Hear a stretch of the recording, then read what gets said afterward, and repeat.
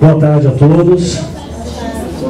Eu queria agradecer a presença do Dr. Adriano Cury, a parceria sempre do Hospital Samaritano, que está com a gente aqui durante o ano inteiro, né, nas palestras, e a presença de vocês também. Tá? O Dr. Adriano Cury é médico do Hospital Samaritano e também professor da Faculdade Santa Casa de São Paulo. Então, com vocês, deixo agora a palavra para a palestra do Dr. Adriano, que vai falar sobre tireoide hoje, tá bom? Obrigado, doutor. Obrigado. A palavra é sua. Pessoal, boa tarde. Meu nome é Adriano Cury, na verdade eu sou endocrinologista, né? Eu trabalho no Hospital Samaritano, em outros serviços também, né? E também, eventualmente, aliás, 50% do meu tempo eu estou na faculdade da Santa Casa de São Paulo, tá certo? Então, a ideia aqui é trazer uma palestra para vocês, ou pelo menos algumas informações gerais sobre as principais doenças da tireoide, né? Quer dizer, trazer uma informação bem geral, bem direcionada para as principais doenças da tireoide. Então, a verdade é que muita gente aqui provavelmente já teve contato com alguém que tem alguma doença de tireoide. Existem coisas mais comuns, eu vou comentar por cima de alguns temas para tentar sobrar até mais tempo para abrir para vocês, para perguntas, que às vezes acho que a parte que é mais legal é de conversar com vocês sobre as dúvidas que vocês têm, tá? Então, tireoide, primeiro de tudo, é uma glândula que todos nós temos, né? Quer dizer, a gente sempre precisa falar assim, eu tenho um problema... Olha, todos temos tireoide, o problema é quando ela gera disfunção ou não para algumas pessoas. Existem 3 grandes grupos de doenças que eu vou comentar aqui. São as doenças de disfunção ou de alteração da produção do hormônio tireoidiano. Uma mais conhecida de todas, que é o hipotireoidismo, quando a produção de hormônio tireoidiano é menor.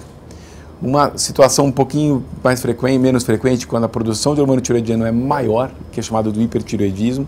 E uma coisa muito comum hoje em dia, que é o nódulo de tireoide. Volta e meia alguém faz um ultrassom de tireoide, porque algum colega médico pede, né? Vou mostrar para vocês quando que você deve pedir ultrassom de tireoide, é um exame que a gente não faz de check-up. Então são os 3 grandes grupos que eu vou comentar alguns tópicos com vocês. Então, a primeira coisa que a gente pensa é assim, quando pensar em hipotireoidismo, né? Quer dizer, hipotireoidismo, por definição, é um momento em que a glândula tireoidiana começa a diminuir a produção do hormônio tireoidiano. A tireoide ela produz 2 hormônios fundamentais. Na verdade não é hormônio, é uma substância química. Um chamado T3 e T4. Então, isso que a glândula produz. Ela é modulada ou controlada por uma outra substância chamada TSH, que não vem da hipófise. Toda vez que o seu médico pede lá TSH, T3, T4, gravem que o que a glândula realmente produz é o T3 e T4. E o tal do TSH que o médico sempre pede, ele é de origem de uma outra glândula que vai modular a produção de hormônio tireoidiano. O mais importante, muitas vezes, é quando pensar numa disfunção de tireoide. Quando será que eu tenho que suspeitar que eu posso ter, por exemplo, uma menor produção de hormônio tireoidiano? O hipotireoidismo, então, a gente gosta de deixar isso aqui bem claro. Quando há uma suspeita clínica, quando há, por exemplo, um aumento patológico da glândula, bócio, por definição, é um aumento patológico da glândula, tá certo? Quando há vamos dizer assim, uma associação de outras doenças autoimunes, tem muita gente que trata, por exemplo, artrite, vitiligo, diabetes autoimune, não tipo 2, cirurgias da própria hipófise e situações mais raras, como doenças, a radiação da própria tireoide, tá certo? Algumas medicações, como a amiodarona, interferon para tratamento de hepatite C, amiodarona para arritmia ou lítio em algumas situações psiquiátricas, também podem gerar hipotireoidismo. Mas hipotireoidismo é uma situação muito comum? Ela é relativamente comum. Como é que a gente pensa em hipotireoidismo? Nós vamos chegar lá. Normalmente, quando você observa que esta prova laboratorial, que é o TSH, está elevado. Só que cuidado, isso é extremamente comum.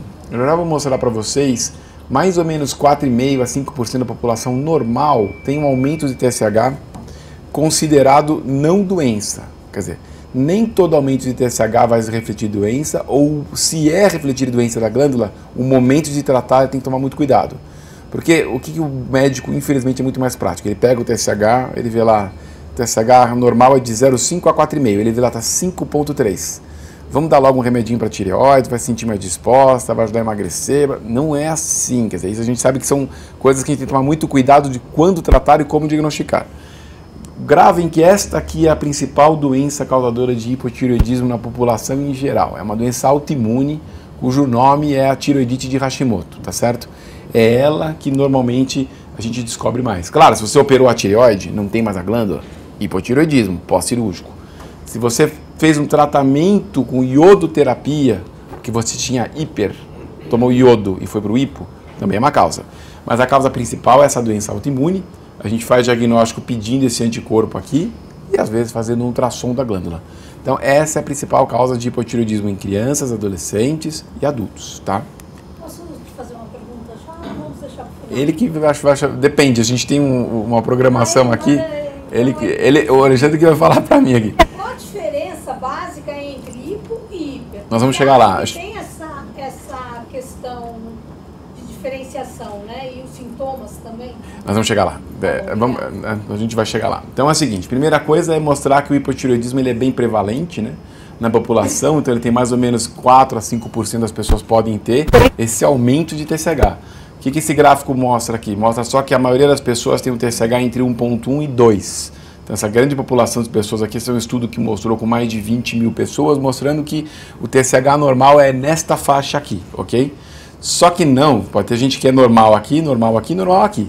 Então a partir disso se preconizou, se estabeleceu que o TSH, que é a grande ferramenta laboratorial para saber se eu tenho hipo ou hiper eventualmente, o normal é em torno de 0,5 a 4,5.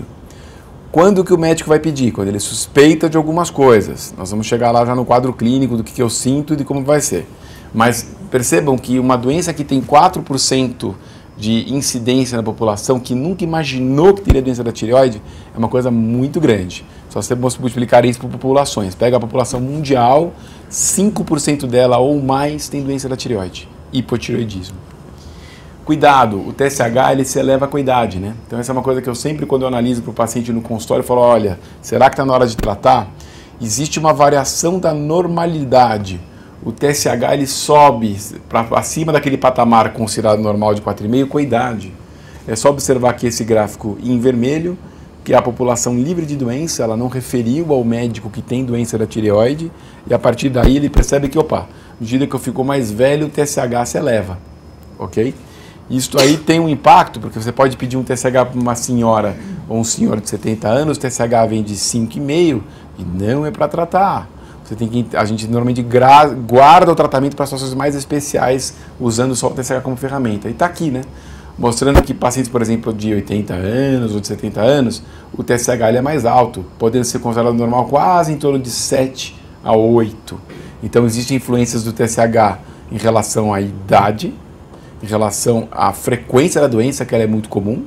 Isso já para mostrar para vocês que você vai tratar quando o médico percebeu que persiste, que piora e que a pessoa realmente está piorando. Eu já vou mostrar já isso para vocês. Outro estudo para mostrar para vocês que é muito comum, por exemplo, quando vocês pegam pacientes com média de idade elevada, aqui ó, 74 anos de média de idade, 16% ou quase 18% tinham um TSH acima do limite. Eu acho importante trazer essa informação para uma plateia de público geral, porque eu tenho certeza que algum clínico, algum médico já pediu um TSH para vocês, que pode ter vindo alterado, que ele tem dúvida se ele vai tratar ou não. Então, considerar que, dependendo do que você sente, ele pede o exame, e ao solicitar o exame, cuidado na interpretação se deve ou não tratar o hipotireoidismo. Quando que a gente trata obrigatoriamente o hipotireoidismo?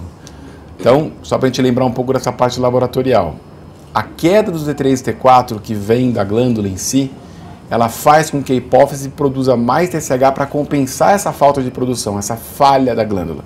Então, em tireoide é o inverso. Quanto mais alto o TSH, indica que a produção está menor de T3 e T4 pela glândula tireoidiana, ok? E isto aqui é o corte que a gente costuma usar acima de 10, persistentemente acima de 10.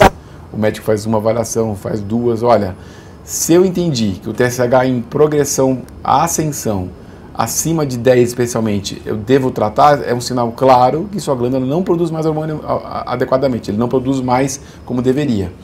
E normalmente com um patamar dessa forma, vocês podem ver que 90% a 80% dos pacientes têm aquele anticorpo que é dosado no sangue, que é o marcador da doença autoimune da tireoide, marcador da tireoide de Hashimoto, que é a principal causa então de hipotireoidismo. Claro que quando você tem, por exemplo, um TSH acima de 2,5 e o anticorpo é presente, pode ser que isso piore com o tempo. A evolução disso existe. Quer dizer, se eu tenho uma doença por trás, que é uma doença autoimune, e é um anticorpo que agride a glândula e vai devagarzinho inflamando, pode ser que com o tempo progrida. Então não é que se ele está, por exemplo, acima de 2,5 e está 3, eu nunca mais vou fazer o TSH para saber se estou entrando em hipo. Você vai monitorar, você vai acompanhar. Mas nunca a gente trata com uma aferição, uma verificação laboratorial apenas. Situações em que não há doença, por exemplo, é muito comum, às vezes eu estou até no hospital, em outros lugares, o pessoal pede um TSH e está alterado. Ó, trata que é o hipotireoidismo, por isso que ele está cansado, sonolento. Tem muitas situações em que aqui, eu não vou entrar em detalhes, são coisas bem específicas das doenças da tireoide, especialmente paciente internado, a gente evita fazer hormônio de tireoide, porque senão vem alterado. Isso aqui então é o mais comum, gente, que eu queria comentar com vocês. A entidade mais comum no mundo hoje de tireoide é o hipotireoidismo subclínico.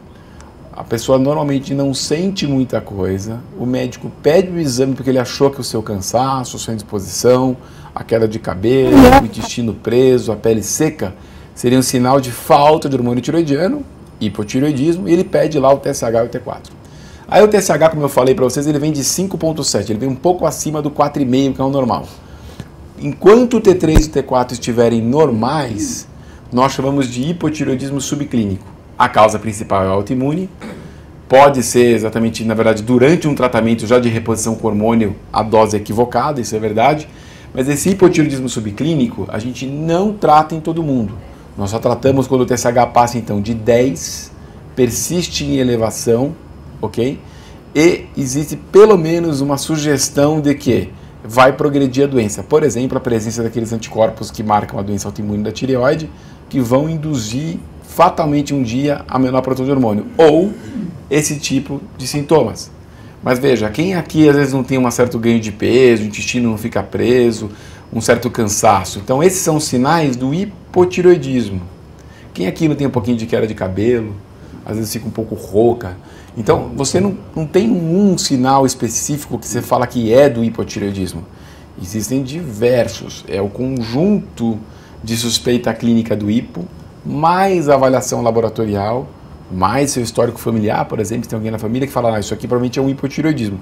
Aí você faz a verificação laboratorial e determina se está na hora de tratar ou não. Ok?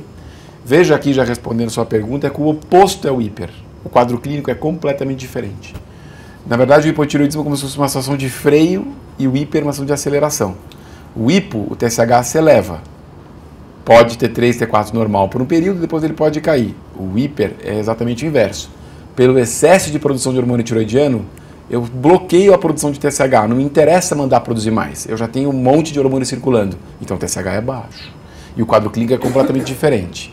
Então o hipo para cá e o hiper para cá.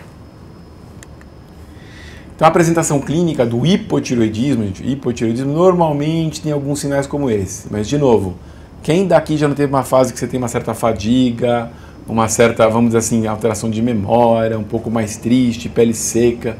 Quem daqui eventualmente não teve já uma alteração de humor? Será que tudo é hipotireoidismo? Nós estamos perdidos, né? Você começar a falar que cansaço, pele seca, intestino irregular, sonolência e ganho de peso é hipotireoidismo, a gente não sai mais daqui, a gente fica o dia inteiro vendo doença da tireoide.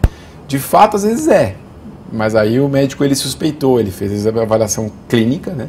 Lembre-se que passa pela avaliação clínica, anamnese, a conversa adequada com o paciente, o exame físico, a investigação laboratorial e a definição se isso aqui condiz com hipotireoidismo. Um cuidado importante, volte e meia eu recebo pacientes de cardiologistas tomando remédio para tratar o colesterol ruim, que é o LDL, né? Às vezes o cardiologista ele esquece de pedir o TSH. E aí o hipotireoidismo sim, ele interfere no metabolismo dos lípides, que a gente fala, do colesterol ruim. Então uma coisa que eu sempre falo, olha, se você tem uma suspeita de problema de tireoide, não comece tomando o remédio do colesterol. Primeiro, estabilize sua doença da tireoide. Primeiro, organize seu hormônio tireoidiano. Primeiro, organize a dose do remédio do hipotireoidismo. Aí, se persistir alto LDL colesterol, que é o colesterol aterogênico ruim, aí você trata o colesterol. Não pode inverter, porque o hipotireoidismo, do ponto de vista metabólico, ele tem um impacto sim no colesterol e em doenças cardíacas. O tratamento LT4 é a abreviatura técnica de levotiroxina. Eu não faço propaganda de ninguém aqui, mas vocês conhecem com certeza os nomes comerciais, vou falar todos. Puran, Synthroid, Eutirox, Levoid, são todos nomes da mesma coisa. É a levotiroxina. Levotiroxina é o hormônio sintético da tireoide. Lembra que eu falei que a tireoide produz o T4? Então, o sintético da tireoide é isso aqui. certo? Melhora a clínica, melhora da parte de pensamento, organizar o laboratório, isso tudo funciona muito bem. O hormônio tiroidiano é fácil de usar, tá certo? Só tem um problema, o pessoal mistura com comida. 80% dos pacientes que nós entrevistamos, recentemente no Congresso Brasileiro de Tireoide, saiu uma pergunta para toda a plateia de endocrinologistas, melhor, até tiroidologistas como eu, que mexem só com isso, e nós médicos erramos na orientação do hormônio tiroidiano para o paciente. A maioria das pessoas não toma em jejum o remédio, acaba misturando com alguma coisinha. Então tá certo? Assim, eu tenho certeza absoluta que alguém aqui toma o remédio sem ser em jejum da tireoide. Ou porque isso acontece, é muito comum. Doutor, por que meu exame não normaliza? Por que meu TSH não volta para o normal se eu estou repondo o T4? Porque eu estou misturando com suco de laranja, ou as mulheres grávidas misturam com polivitamínicos, ácido fólico, batata. Aí você separa e tudo volta ao normal. Então, o problema dessa medicação, na verdade, é só que ela é absorvida mais ou menos só 80% absorvido no intestino. Se você não toma em jejum, vai absorver 30%, 40% e nunca vai ficar normal. Eu já atendi pacientes que passaram 10, 15 anos da vida deles correndo atrás de um TSH normal. E o que acontecia? Não, é que eu tomo junto, como eu saio correndo de casa, eu já tomo o café, o remédio, o sanduichinho e vou para trabalhar. E nunca absorve. E nunca normaliza. E nunca melhora o quadro clínico. Tá certo? A gente usa muito pouco isso aqui, tá certo? Essa foi uma imagem que eu passei, que eu costumo dar em aula para aluno lá na faculdade. E normalmente eles querem sempre saber quanto que é a quantidade por quilo. A gente usa a dose que você consegue para normalizar o TSH e obtiver melhor a clínica. Vamos mudar de tópico. São 3 tópicos que eu prometi aqui hoje. Um era para comentar alguma coisa de hipotireoidismo, depois nós vamos abrir para questões. Vamos comentar uma coisa que eu acho mais importante hoje em dia, é isso aqui. Nódulo de tireoide, a minoria é palpável. Como eu lido com alunos do 2º ano de graduação, 3º ano, 5º ano e pós-graduação, eu sou o primeiro a estimular que o médico tem que examinar. Mas a minoria dos médicos, quando palpa alguma coisa no pescoço, palpa nódulo. A minoria. Ele fala, eu acho que eu palpei alguma coisa. Está perfeito a iniciativa de examinar. A medicina ela ainda passa por essa etapa e o diagnóstico ele é feito, de todas as doenças, ele é feito em 70% das vezes com história e exame físico. Não precisa de um exame. História e exame físico. Infelizmente eu sei que é isso que falta, né? Mas quando o médico, eu recebo lá no consultório, olha, eu palpei um nódulo aqui de tireoide, faz ultrassom. Aí ele encontra um nódulo de 3 milímetros ou 5 milímetros. Ninguém palpa. Ninguém palpa. O nódulo é palpável por dedo humano a partir de 2,5 centímetros, mais ou menos. Então, mesmo eu que faço isso o dia inteiro, fico lá, será que eu palpei esse de 8 milímetros? Não palpou nada, não palpou. É importante a iniciativa do médico examinar, mas aí você tem um risco. Ao pedir ultrassom, você vai encontrar nódulo em mais ou menos 50% de todo o ultrassom feito. Se nós formos agora para frente do metrô e fazer um ultrassom de tireoide em todo mundo que passa, vocês vão fechar um hospital para avaliar nódulo. Porque de cada 10 ultrassons feitos, 6 ou 7 ou mínimo 5 vão ter nódulo. Então o nódulo ele é inaparente, você encontra, tá certo, nisso aqui, mais comum em mulheres, cuidado em idosos, é muito mais frequente em idosos, tá certo? Essa aqui eu não vou comentar em relação ao iodo, porque isso não acontece mais, então é muito comum. O que aconteceu com o tempo é que todo mundo começou a pedir ultrassom de tireoide como check-up. E a mensagem que a gente passa em congressos médicos, para médicos especialistas, não peça ultrassom. Por que você vai pedir ultrassom de tireoide? Porque eu faço o meu check-up. Check-up tem alguns exames validados que previnem piora da saúde para a mulher e para o homem. E são pouquíssimos. São pouquíssimos. Ultrassom de tireoide não está incluído. Por quê? Por isso que eu expliquei. Você vai detectar, olha, isso aqui é ultrassom, você detecta 94% dos nódulos tem menos de 1 centímetro, você não palpa. Então o que o médico palpou no pescoço? Não foi a tireoide. Não foi o nódulo. Mas eu encontrei o nódulo, aí começa a saga do nódulo. Você vai acompanhar para o resto da vida um nódulo de tireoide. E a grande pergunta que eu falo, assim, tá, aí o que acontece? Qual que é o problema disso? Veja, 5% são benignos, mas 5% não. E aí o paciente ele quer saber se aquela bolotinha ali é benigna ou maligna. Eu vou falar, olha, 95% é benigno, 5% não. Pra vocês terem uma ideia, é raríssimo você hoje perder a vida em função da região glútea. Existe, mas é muito raro. Agora, quem aqui se descobre a palavra câncer na tireoide e não quer tirar? Todo mundo vai querer tirar. Mas todos da medicina, ele é o mais tranquilo de acompanhar, tanto é que acompanha com oncologista, acompanha com endocrinologista, o cirurgião cabeça e pescoço, assim vai. Mas cuidado na avaliação de nódulos, você vai ir atrás do nódulo? Bom, só se for muito necessário. E para quem que eu peço? Veja, a gente pede para pacientes do sexo masculino que detectaram alguma coisa no autoexame, no exame de tireoide diferente, pacientes que sofreram radiação cervical, por exemplo, tratamento com radiação, por exemplo, não sei se eu protegi bem quando eu fiz um tratamento de radioterapia para um câncer de mama, não colocava um protetor na minha região cervical, então eu acabei sofrendo radiação na região do pescoço. Tem que fazer ultrassom tireoide. Por quê? Porque aí o nódulo é provavelmente mais maligno. Exame físico alterado em pacientes com menos ou mais 70 anos. Isso é importante. Volta e meia aparece gângliozinho no pescoço da gente, não é isso? Então esses gânglios, podem ser metástases de câncer de tireoide. Pode, mas é raro, às vezes não é, a minoria é. Então investigação de gânglio no pescoço, sim. Ou o médico realmente palpou um nódulo que está crescendo rápido, que é duro, tá certo? Ou que raramente altera a alteração da voz. Muita gente fala, eu tenho uma sensação de bolo quando eu engulo, ou um mal-estar.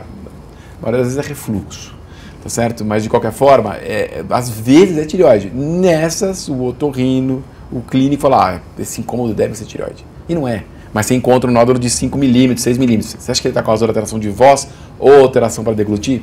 De jeito nenhum.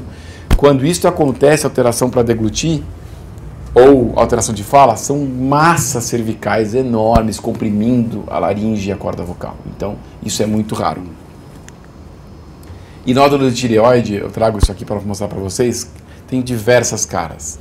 Essa é a hora que tem que entrar o especialista. Não tem jeito. Aí a gente acha que tem que referenciar para o especialista, para o endocrinologista, tá certo? Porque ele vai ter que escolher qual o melhor exame para diferenciar. Vocês podem observar que nenhuma imagem aqui é igual a outra, não é?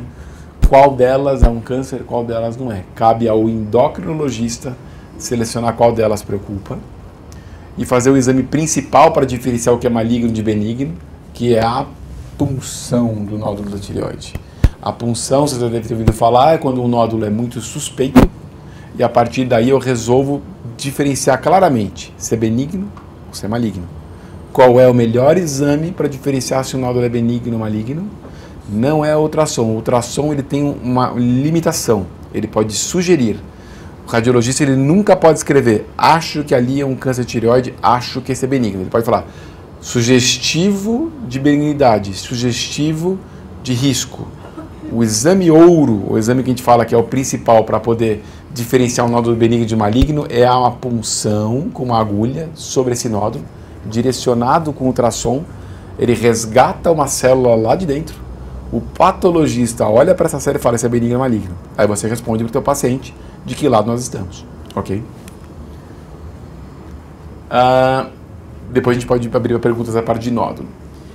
Só para falar para vocês, cuidado com o hipertireoidismo. Hipertireoidismo, muitas vezes, tem essa cara aqui, né? A gente mostra isso, que a principal causa de hipo não era aquela doença autoimune chamada tireoidite de Hashimoto, que é uma doença autoimune. No hiper é a mesma coisa. A principal causa é o hipertireoidismo, o nome que se dá é doença de Graves. É uma doença autoimune, em que a tireoide fica ávida por iodo, então ela puxa todo o iodo da circulação, e realmente pode acontecer esse aumento da tireoide chamado bócio, ok? O hipertireoidismo ele é completamente diferente do hipo. No hipo havia pele seca, cansaço, depressão, intestino preso, sonolência, tá certo? Queda de cabelo, TSH subindo. O hiper é o oposto. Taquicardia, coração acelerado, às vezes arritmia cardíaca, perda de peso, diarreia, irritabilidade, ansiedade e intolerância ao calor. E, às vezes, mais frequentemente do que o hipo, acompanhado do aumento da glândula. E nesta doença em particular, somente nesta doença de hipertireoidismo, podem acontecer alterações oculares. Uma doença que tem um capricho, ela afeta a glândula e afeta a parte ocular. Todo mundo não, 50%, tá? E a tireoide pode ficar grandona assim, que é o hipertireoidismo, tá certo? Olha, isso aqui obviamente não é para vocês, mas a glândula teria mais ou menos 1/3 desse tamanho. Ela tá 3 vezes maior em termos de volume. Isso é típico da doença de Graves ou essa tireoide enorme que é o hipertireoidismo. Existem vários diferenciais do que o hipertireoidismo é, e eu gosto só de mostrar uma coisa aqui. A doença de Graves, que é o hipertireoidismo, a causa mais comum, ela ocorre por uma disfunção imune. Você produz um anticorpo que vai lá na glândula e manda ela produzir mais hormônio. É uma situação super especial. É a única doença do corpo humano que o anticorpo, ao invés de destruir, ele estimula a produção de algo. E eu gosto de mostrar isso em aula porque isso já não é mais segredo, isso tem que ser feito. Se o teu médico olhou para o teu TSH e ele está ao contrário do hipo, muito baixo, por exemplo, 0,05, 0,1, 0,3, o oposto do hipo, ele tem que pensar nessa doença. Como é que ele faz para confirmar se eu tenho hipertireoidismo? O meu quadro clínico sugere, o meu TSH, que o normal, lembro, era de 0,5, 4,5, agora vem em torno de 0,1, 0,2, 0,3, sempre baixo, sempre baixo, sempre baixo, mostrando que a glândula está produzindo um monte de T3, T4 e para a produção de TSH na hipófise. E a partir daí eu tenho um quadro clínico e eventualmente uma tireoide aumentada. Pode fazer ultrassom? Aí você pode. Mas peça esse exame aqui. Esse é o exame chamado TRAB, que é o exame que confirma essa disfunção imune. Esse exame é o que falta muitas vezes na prática do dia a dia do clínico, nem do endocrinologista, porque ele fala, você tem a principal doença causadora de hipertireoidismo, doença de Graves. Se ele quiser a partir daí encaminhar para o especialista é outra história, mas você já vai com o diagnóstico do porquê. Veja, identificar que o exame está alterado sugerindo hiper, ok, mas é mais importante um passo além, que é o diagnóstico do porquê. E às vezes uma coisa também que eu gosto de mostrar, o que pode ser causa diferencial de hipertireoidismo, que cai o TSH e sobe o T3 e o T4, é uma inflamação da glândula. Isso eu faço um adendo, essa doença Graves de hipertireoidismo ela é super, vamos dizer assim, lenta e progressiva, mas as inflamações da glândula elas são rápidas. As inflamações duram às vezes semanas, a tireoide inflama, cresce, tem dor de garganta e febre, nós chamamos de tireoidite subaguda. A tireoidite subaguda é de causa viral, leva o paciente ao pronto-socorro, ele fala que ele tem dor de garganta e febre e um incômodo. Aí sim o clínico, pá. A tireoide aumentou e está dolorosa. Ao inflamar a glândula, você solta o T3 e T4 da circulação e bloqueia a produção de TSH. É uma causa de hipertireoidismo. Mas qual a principal causa de hipertireoidismo sem ser doença de Graves? É essa aqui, pessoal. Iatrogênico ou factício. Se você excluir a doença autoimune que eu acabei de comentar, chamada doença de Graves, como principal causa do hipertireoidismo, é erro de dose da medicação. Lembra que o hipotireoidismo a gente trata com levotiroxina, que é o hormônio tireoidiano? O médico ele quer normalizar o TSH, vai falar, vamos dar um pouquinho mais para você ficar mais disposta e eventualmente melhorar um pouquinho o peso. Isto não existe em doenças tireoidianas. Aumentar a dose do remédio da tireoide para acelerar o metabolismo não funciona, porque o organismo adapta ao contrário, ele freia. Então, se você tirar a doença de Graves, uma das principais causas de hiper é o uso errado do hormônio tireoidiano, prescrito pelo médico, hein? Não é culpa do paciente. O médico errou na dose, nós chamamos de iatrogenia. Ou, às vezes, o paciente fala assim, não, estou tomando um pouquinho mais de hormônio porque eu acho que vai me ajudar a ficar mais acelerada. Aí é factício, a gente fala, a pessoa está usando sem precisar. E só para mostrar para vocês, aqui no hipertireoidismo é sempre assim, TSH muito baixo, T3, T4 em elevação, ok? Cuidado, se você não tem alteração ocular, não é que você não tem essa doença, você tem que fazer a tal do TRAB, aquele anticorpo que eu acabei de comentar com vocês. Mas se há alteração ocular e os exames estão alterados assim, sugere hipertireoidismo e sugere ou faz diagnóstico de doença de Graves, que é a principal causa então de hipertireoidismo. Nós comentamos que o Hashimoto é a principal causa de hipotireoidismo, comentamos que o nódulo é frequente e a maioria é benigno, mas se você precisar naquela seleção de nódulos, a punção é o exame ouro para diferenciar benigno de maligno. Comentamos que o hipertireoidismo é o oposto do hipo, também é causado na maioria das vezes por uma causa chamada doença de Graves, é uma doença também autoimune, existe o seu marcador que pode ser feito no sangue, que é um anticorpo que mostra que há disfunção imune. Existem algumas doenças inflamatórias da tireoide que podem causar hiper, tá certo? E se você tem alteração ocular com aumento de tireoide, essas alterações, sempre é doença de Graves, uma doença que a gente vê bastante na Santa Casa, talvez não tanto no Samaritano. E eu gostaria de agradecer esse e-mail de contato do marketing, vocês podem tirar dúvidas por e-mail, eu posso responder, e eu queria deixar um tempo, uma hora aberto para perguntas de vocês, para o que vocês quiserem perguntar. Bom, queria agradecer, doutor Adriano, uma salva de palmas para ele. Obrigado, doutor. Obrigado. Eu sei que o senhor está com o tempo corrido, mas a gente vai abrir para perguntas. Quem não quiser usar o microfone, só fazer a pergunta alto, por favor, para todos ouvirem. Não precisa de microfone, meu tom já é bem alto. Há alguma restrição ou deve haver algum cuidado maior quando há uma prescrição de reposição hormonal, no caso de mulher, obviamente, e se essa pessoa toma, no caso, Puran? Tá, o Puran é a levotiroxina, é o hormônio tiroidiano, perfeito. tá certo? Restrição em que sentido? É assim, vou dizer claramente, né? Houve uma indicação para eu fazer reposição hormonal. Eu já tomo Puran já há algum tempo, já há alguns anos, 2, 3 anos, possivelmente, 3 anos. E agora houve indicação de eu fazer uma reposição hormonal. Do estrógeno, da menopausa. Isso, do estrógeno, Sim. exatamente. Tá. Há uma contraindicação? Há algum problema? Nenhum problema, nenhum problema. O único objetivo do tratamento do hipotireoidismo, que também é uma reposição do hormônio tiroidiano, da levotiroxina, mais importante é isso, é deixar o TSH numa faixa de normalidade e não forçar a barra para que o TSH caia muito, quer dizer assim, que deixar o TSH muito no limite inferior, você vai induzir hiper por uso de medicação além do que precisa, tá certo? Não há existem diversas, o hormônio tiroidiano ele não contraindica outras coisas. Pelo contrário, o hormônio tiroidiano ele tem que ser usado com cuidado para normalizar o TSH, é importante para estabilizar o metabolismo do colesterol, é importante para a saúde cardíaca hoje em dia. Eu não comentei aqui que é uma coisa muito específica, mas se relaciona muito hoje o hipotireoidismo a doenças cardiovasculares, né? Então tem uma série de estudos que mostraram que TSH acima de 8, persistentemente acima de 8, pode se associar a doenças cardíacas. Então, quando passa de 10 a gente trata, talvez vá começar a tratar a partir de 8 TSH, quando fica lá em cima, tá certo? Mas em relação a outras terapias, outros tratamentos médicos, não há nenhuma contraindicação. Claro. Minha filha, como dos 3 aos 13 anos, hormônio crescimento. O hipótese não funcionava, fez 1000 testes e tratamento. Isso pode gerar algum tipo de problema de tireoide? Alguma coisa assim, o fato de não ter, da hipótese de não, na infância não ter produzido algum crescimento? Então, mas tem que tomar um pouco de cuidado que assim, na infância tem que ver se foi uma deficiência de hormônio de crescimento isolado, foi só deficiência do hormônio de crescimento isolado. Então, essa é uma coisa, porque é o seguinte, você tem várias doenças hipofisárias. O cuidado que a gente toma, especialmente na Santa Casa de São Paulo, na endocrinopediatria de lá, é a seguinte: é a disfunção da hipófise na produção somente do hormônio de crescimento ou outros hormônios, porque da hipófise vem o hormônio de crescimento, o hormônio que regula toda a parte, vamos dizer assim, de outros hormônios como o cortisol, o TSH vem da hipófise, prolactina, assim vai.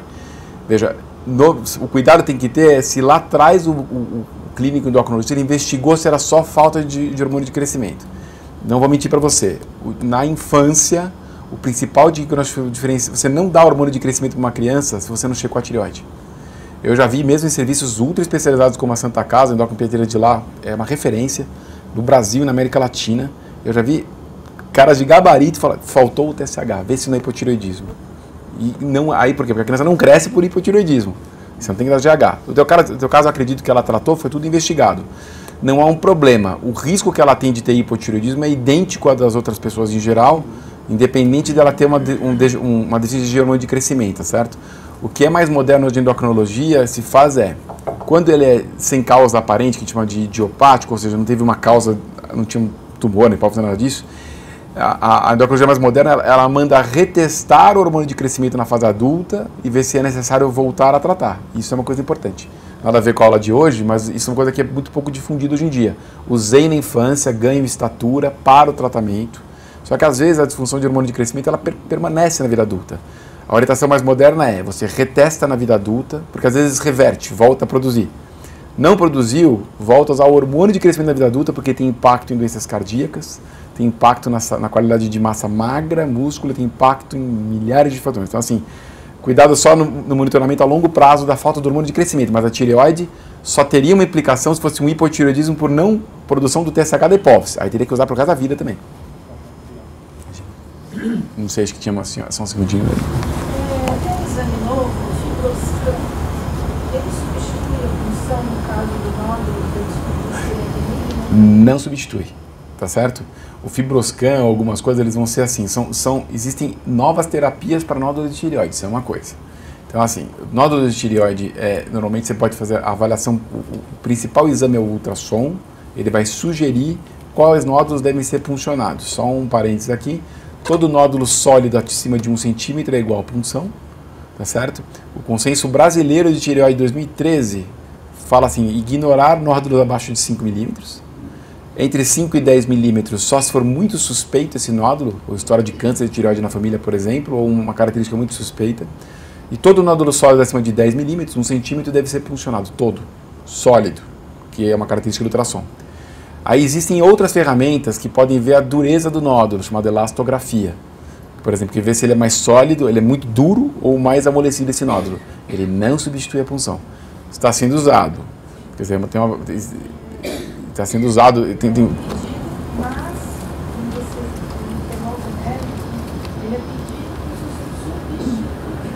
Não é. De jeito nenhum. Não é. De jeito nenhum. Ele é associado, vou até falar assim, um estudo meu agora na Santa Casa São Paulo com nódulos de tireoide na infância. Nós fizemos punção e elastografia de todas as crianças que passaram nos últimos 2 anos. Nós vamos publicar, essa é tese de uma aluna minha, tese de doutorado de uma aluna minha. Ela não vai, certamente não vai substituir. Ele auxilia em algumas situações determinadas para direcionar se o médico vai ou não vai mais atrás daquele nódulo. Eu acho uma boa ferramenta, eu estudo essa ferramenta do ponto de vista acadêmico, mas ela não pode substituir a punção ainda, de jeito nenhum. Cisto de tireoide, até para ver o contrário, é benigno, tá certo? Então, cisto de tireoide é um acúmulo de gelatina chamado coloide, que é o material normal da tireoide, tá certo? Então, ele é benigno. Cisto a gente não punciona. Tem um cisto que a gente punciona, que é o cisto complexo. Ele é uma bolinha de gelatina e no meio ele tem um septo, uma parte sólida. Aí você pode puncionar. Porque aí ele não é completamente cístico. Ele é um nódulo misto. Ele tem uma parte líquida ou gelatinosa e uma parte sólida. Se ele é grande, você pode, com o seu médico, falar, então pegue célula da parte sólida. E ali representa o que aquele nódulo é. Cisto, somente cisto simples, somente aquela gelatina, aquilo é benigno, não precisa fazer nada. Okay. Por favor, eu acho que o Alexandre ele coordena melhor que eu sei. A radioterapia aplicada próxima à glândula da tireoide pode afetar e se ela pode ter recuperação no futuro? Pode afetar, pode causar hipotireoidismo, às vezes definitivo, tá certo? Mas o mais importante é radioterapia cervical, que por qualquer outro motivo que o senhor tenha feito, ou alguém que o senhor conheça, deve ser monitorado com ultrassom. Aí sim o ultrassom é check-up obrigatório. Por quê? Porque são pouquíssimos estudos que pegaram para avaliar qual nódulo preocupa. Como eu acabei de falar, nódulo acima de 1 centímetro sólido é igual a punção para diferenciar benigno de maligno, exceto quem sofreu radiação cervical. Por quê? O nódulo pode ter 4 milímetros, 6 milímetros, 8 milímetros, ele deve ser puncionado e ele deve ser visto. O grande ensinamento disso veio de Chernobyl, né? Com o acidente nuclear lá na antiga União Soviética, toda aquela região foi exposta à radiação. Até hoje, os que eram crianças, os adultos que estão lá, até hoje fazem check-up com ultrassom de tireoide e descobrem câncer de tireoide até hoje, 30 anos depois, sei lá quantos anos depois. Então a radiação cervical é um assunto super sério. Se você fez ou alguém fez, tem que fazer check-up com ultrassom de tireoide, se encontrar um nódulo tem que funcionar. O TSH e o T4 estão dentro absolutamente na média. Então ela não afetou a produção de hormônio. Mas então são duas coisas. A produção de hormônio local da glândula é ok, se está tudo dentro do normal, mas tem que ver se não tem nódulo. Se tiver nódulo, tem que ser puncionado independente do tamanho, independente do número de nódulos, tá? A senhora de preto lá atrás.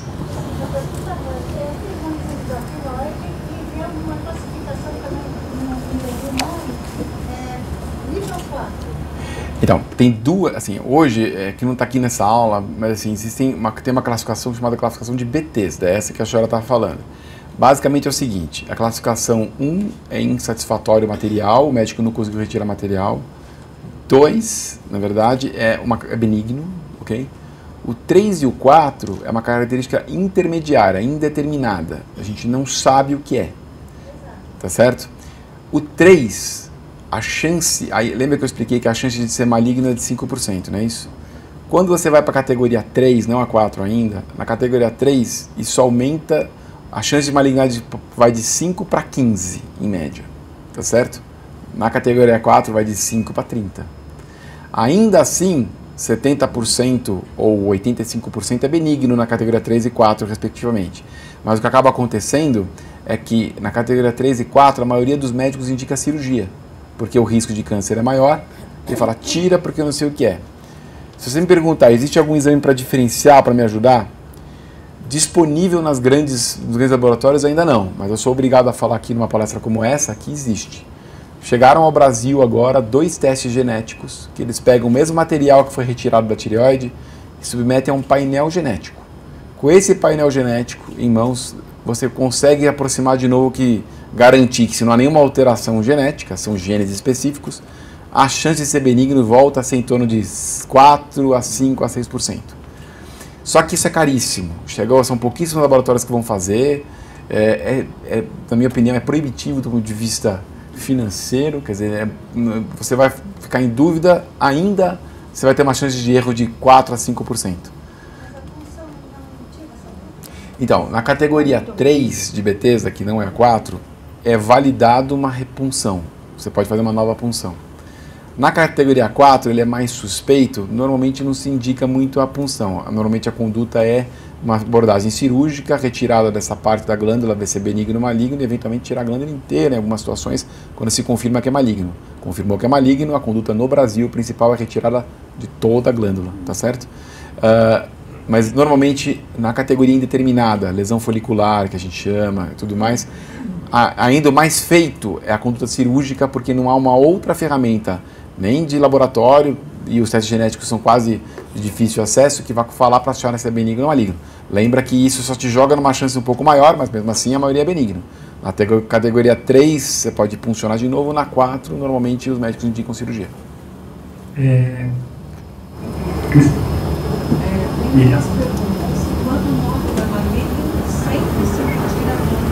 Sim. Olha, então, aí muda um pouco. O microcarcinoma, que é o menor que 1 centímetro, nos Estados Unidos, o microcarcinoma sem nenhum outro sinal de estar em outro local, por exemplo, num gânglio ou algo do gênero, é a lobectomia, retirada. Alguns serviços americanos tiram só metade da glândula. Consenso brasileiro, retirada total. Certo?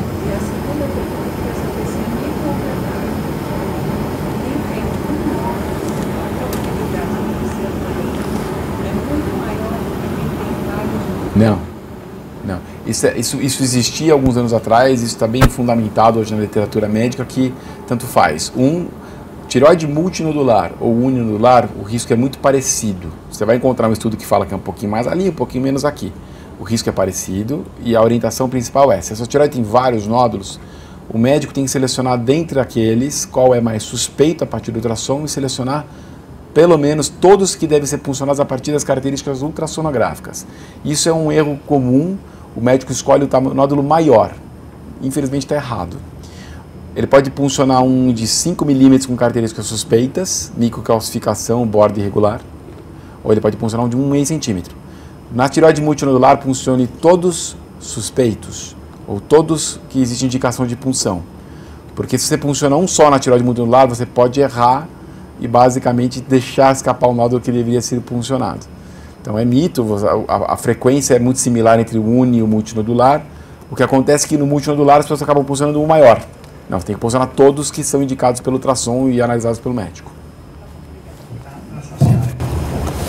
Eu tomo Puran em jejum, 20 minutos depois eu tomo café, isso influencia, são 30 a 40 minutos. Aí você às vezes não consegue ajustar o teu TSH, ele não fica nunca certinho, o médico fala, o que está acontecendo? Ele sobe, ele desce, ele sobe, ele desce. Ele fala, 30 minutos só com água ou 40 minutos. Tá?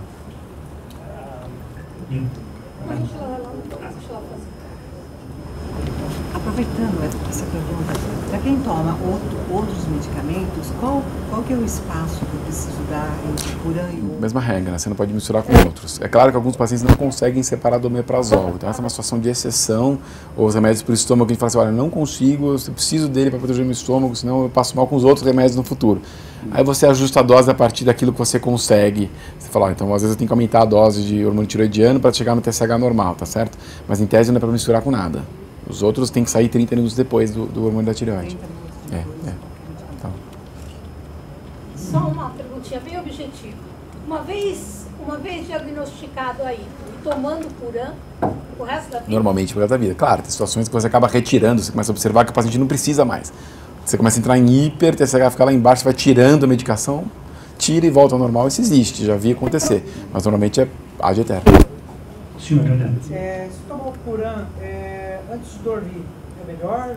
Não é ideal. Não é ideal? Existem alguns estudos que estão fazendo até dose semanal, mas aqui eu não aconselho ninguém a pegar os 7 comprimidos da semana, tomar uma dose única para não esquecer, porque a absorção de hormônio ela pode ser maior, gerar um pouco de palpitação e arritmia. Dá para tomar sempre em jejum remédio. Se você esqueceu, a gente fala para tomar 2 horas depois da última refeição. Tá certo? Mas assim, não é o horário habitual. Existem estudos que mostraram, comparando as duas coisas, você estabiliza um pouco melhor a absorção normalmente próximo ao café da manhã. Por isso que é preconizado. Se é impossível, porque o meu horário é diferente, eu durmo de manhã e trabalho à noite, aí tudo bem. Você está invertendo o teu ciclo sono-vigília, você pode tomar no jejum. Tá certo? Gente, ponto do horário do doutor Adriano. Mais alguém que tem alguma pergunta? Por favor. Uma criança que já tem vitiligo, teria necessidade de passar no endócrino para investigar? Essa pergunta é super importante, né? Como eu acabei de citar para vocês, as duas doenças que causam, vamos dizer assim, hipohipertiroidismo são autoimunes, o vitiligo é uma doença autoimune. Então, existe uma chance de você ter doença autoimune de tireoide no vitiligo ou em outras. Por exemplo, diabetes tipo 1, né, que a criança de criança adulta já tem insulina o tempo inteiro. A chance de ter doença da tireoide é de 20%. O vitiligo é um pouco menor. Mas a minha sugestão é sempre, pelo menos, fazer uma verificação de tempos em tempos da parte hormonal, porque às vezes passa, né? Você tem uma doença autoimune de pele e a tireoide pode acontecer no vitiligo. Então, tem que fazer assim. Não pode passar, ela tem 11 anos e tal. Pode passar, assim, não é uma obrigatoriedade sair correndo, mas assim, olha, o próprio clínico falou assim, olha, por favor, veja os anticorpos da tireoide, o TSH, o ultrassom não de cara, só se tivesse necessidade, mas monitorar isso. Eu fui diagnosticada com 2 nódulos, né? O meu médico foi ginecologista, eu fiz uma esterectomia total. Pergunta, por que ele pediu ultrassom? Ele pediu ultrassom, mas ele pediu também a densitometria óssea, ele pediu por check-up. Também é que acaba acontecendo. Você antes da cirurgia, né? E aí eu só entrei com hormônio natural. Começou, antecipei a menopausa por causa que eu tirei os ovários também, tirei tudo. E aí ele falou que a tireoide não precisaria mexer agora, vamos acompanhar daqui 6 meses. Então não tem necessidade de marcar um especialista. Depende de como é o teu nódulo de tireoide. Depende de qual é a característica, qual é o tamanho. Ele não especificou isso, né? Mas por isso que eu vim para essa palestra. Não, normalmente tem que... O endócrino tem que analisar como é que é o nódulo, tá certo? Características suspeitas é quando ele é muito sólido, com microcalcificação, uma borda muito irregular, que ele não vê ele muito isolado, tá certo? Se ele tem mais de 1 centímetro, eles são nódulos que o endócrino vê e acaba funcionando. Melhor pegar o exame e marcar com o especialista. Às vezes, aí eu sugiro fortemente, porque às vezes eu vi várias vezes ficar na mão de quem não lida tanto com isso, são nódulos que eram para ser funcionados há anos ou há meses, e às vezes não é nem câncer, não é por isso, não era nada, mas assim, é legal você ter o respaldo de ter um especialista vendo isso. Tá ok? Imagina. Doutor Adriano, mais uma vez, muito obrigado. Imagina. Prazer. Obrigado. Mais uma salva de palmas para ele.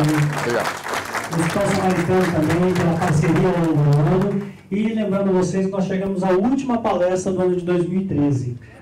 Quem veio aqui, nos prestigiou, enfim, espero que tenham aproveitado. Muito obrigado. Temos mais aí já uma programação do ano que vem, vamos divulgar mais. Essa para tireoide. Bom ano novo a todos. Estão convidados para o lanche, porque já é hora do almoço já também, né? Então tem o lanche aqui, tá bom? Então, obrigado e até mais. Obrigado, doutor. Imagina. Até a próxima, gente. Até mais.